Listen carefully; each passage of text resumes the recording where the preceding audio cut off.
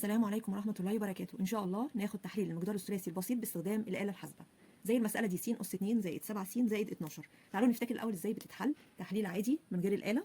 بنعمل هنا هو التحليل، لقيناه المقدار متبسط ومترتب، وده مقدار ثلاثي بسيط. بسيط ليه؟ لأن المعامل بتاع س أس 2 هنا واحد، طالما قدامه واحد يبقى ده مقدار ثلاثي بسيط. بنحلله القوسين مضروبين في بعض، الس أس 2 بتنزل لس في س، بتنزل بنص الأس. طيب نبص هنا اهوت للحد الثالث، الحد الثالث جنبيه موجب، يبقى كده عايز عددين حاصل ضربهم 12 ومجموعهم، عشان هنا في زائد يبقى مجموعهم هيكون السبعة اللي هو الحد الأوسط. فلقينا الأربعة في 3 ب 12، وفي نفس الوقت مجموعهم بيساوي 7، والإشارتين بيكونوا متشابهتين، طالما هنا جنبي موجب يبقى الإشارتين شبه بعض حسب إشارة الحد الأوسط. الحد الأوسط هنا موجب، يبقى القوسين شبه بعض موجب وموجب. تعالوا بقى نشوف إزاي بنعملها بالكالكوليتر.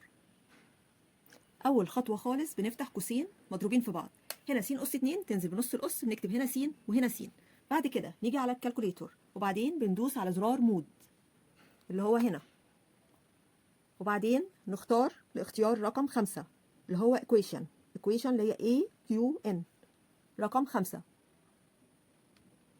بعدين ظهر عندي مجموعة من المعادلات، هنختار الاختيار اللي هو الثالث اللي هي EX أس 2 زائد BX زائد C، اختار رقم 3. بعد كده هتظهر الكالكوليتور بالطريقة دي، كده نظام المعادلات. فأنا هنكتب المعاملات بالترتيب من س أس 2 وبعدين السين وبعدين الحد المطلق. هنا السين أس 2 المعامل بتاعها 1، وهنا السين معاملها 7، وهنا الحد المطلق 12.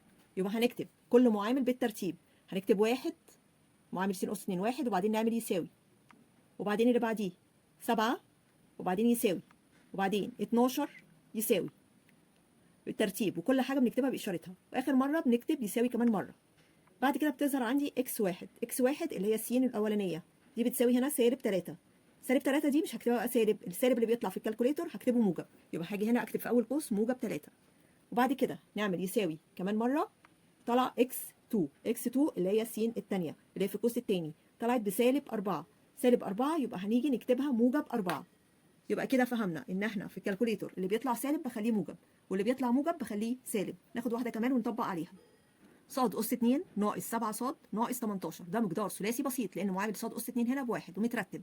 هنعمل إيه؟ هنفتح قوسين مضروبين في بعض، الصاد أس 2 بتنزل صاد في صاد، يعني الصاد بتنزل بنص الأس. بعد كده نيجي على الكالكوليتور وندوس على زرار مود.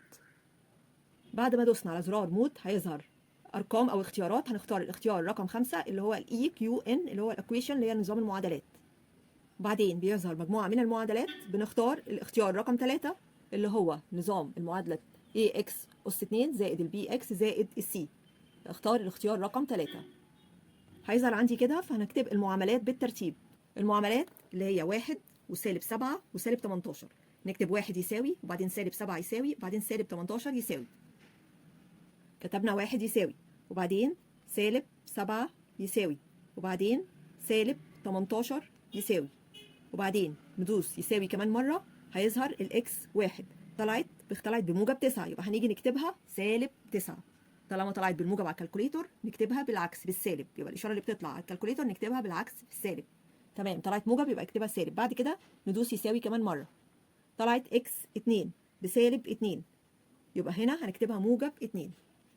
يبقى كده تحليل المقدار الثلاثي ده ص ناقص 9 في ص زائد 2. بنيجي نستخدمها علشان نتأكد من حلنا صح أو لأ، أو اللي مش بيعرف يحلل ممكن يستخدم كده على طول. عشان نرجع الكالكوليتور مرة تانية زي الأول، بنيجي ندوس على مود، وبعدين بنختار الاختيار رقم 1 اللي هو COMB، وبترجع الكالكوليتور زي ما كانت. جربوا بقى واتدربوا عليها، أتمنى تكونوا استفدتم، والسلام عليكم ورحمة الله وبركاته.